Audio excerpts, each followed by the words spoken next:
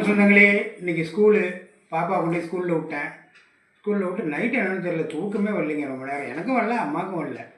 முடிச்சுக்கிட்டே தான் இருந்தோம். ரொம்ப நேரம் பரண்டு படுத்து தூக்கமே சில சமயம் இந்த மாதிரி வரமாட்டேங்குது. அப்புறம் பாப்பாவை விட்டுட்டு வரும்போது அங்காளம்மன் கோயில் அங்கே போய் நல்லா மனசார சாமியை வேண்டிக்கிட்டேன். நேற்றுலாம் நம்ம வியூவர்ஸ்க்காக ரொம்ப ஆஃபீஸில் சில வேலையெல்லாம் இருந்துச்சு. நான் வேலை செய்கிறாங்க, அதெல்லாம் இது பண்ணிவிட்டு அவர்கிட்ட பர்மிஷன் கேட்டு வந்து பொழுதுனைக்கு அங்கேயே டைம் இதாகிடுச்சு. மழை வேறு பெஞ்சு வெளியிலே வர முடியல. கோயில் உள்ளாரையே எல்லாம் வீடியோ எடுத்தேன். அது இன்றைக்கி நான் போட்டு விடுவேன். ஏன்னா அதில் கொஞ்சம் எடிட்டிங் பண்ண வேண்டிய வேலைலாம் இருக்குது. அதனால தான் நேற்று போட முடியல. இன்றைக்கி போடுறேன். நேற்று மாலதி வீட்டில் வந்து உங்கள் எல்லாத்துக்குமே இது பண்ணிக்கிட்டேன். மீதி பேத்துக்கு அங்கே கோயிலில் போக மீதி பேத்துக்கு வந்து இங்கே மாலதி வீட்டில் வேண்டிக்கிட்டேன். பாருங்கள் இன்றைக்கி என்னம்மா வச்சுருக்கிறேன்னு. இன்றைக்கி பழைய சோறு எப்பயும் போல் இந்த கொஞ்சம் அள்ளி இப்படி போடலாம். போட்டு இவ்வளோ சாப்பாடு எங்கே போய் சாப்பிட முடியும்? அட நல்லா வயிறு ஃபுல்லாக சாப்பிடுங்க.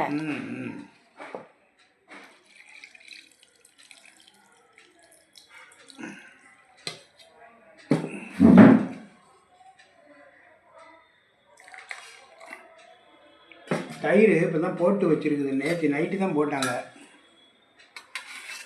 ஒரு கரண்டி, இன்னொரு கரண்டி போடுங்க. வேணாம் சம்பு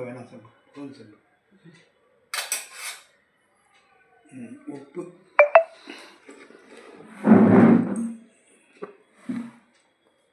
எவ்வளோ வரும்?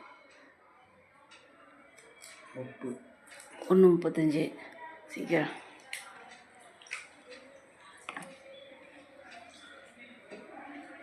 எங்கள் அப்பாவுக்கு பழைய சோறு தாங்க. என்ன உங்களுக்கு யார் யாருக்கு பழைய சோறு பிடிக்கும் அப்படிங்கிறத கமெண்ட்டில் சொல்லுங்கள். யார் யார் இன்றைக்கி பழைய சோறு சாப்பிட்டீங்கன்னு பாருங்கள். சட்னி பாருங்கள், இந்த சாப்பாட்டுக்கு சட்னி அருமையாக இருக்கும்.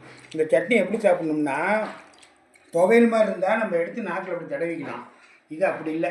இந்த பாருங்கள், இப்படி எடுத்து இந்த இப்படி வச்சு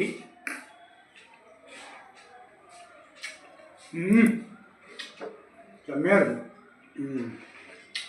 இதாங்க இன்றைக்கி பழைய சாப்பாடு. நாளைக்கு மத்தியானம் 11 மணிக்கு தினமும் தகவல் உங்களுக்கு சந்திக்கிறேன். பாய்.